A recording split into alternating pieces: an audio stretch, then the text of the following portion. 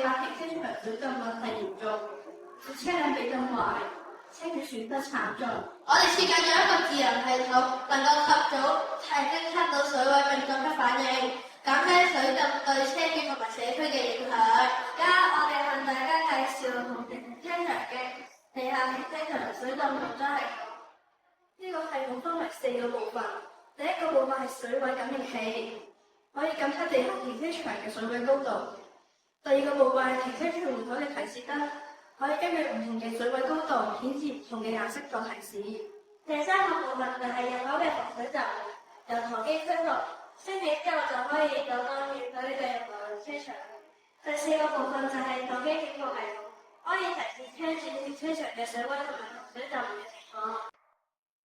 當地下停車場嘅水位升至 level 1嘅時候，門口嘅提示燈就會顯示黃色。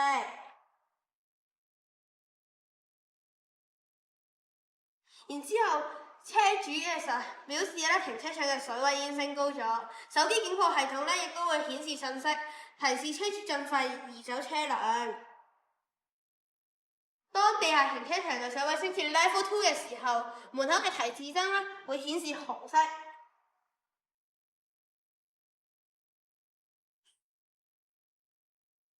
表示停車場嘅水位已升到警告嘅高度，停車場入口嘅防水閘門亦都會啟動，防止雨水繼續流入停車場。車主嘅手機警報系統會顯示信息，提示防水閘門已經升起，閘口已經關閉咗。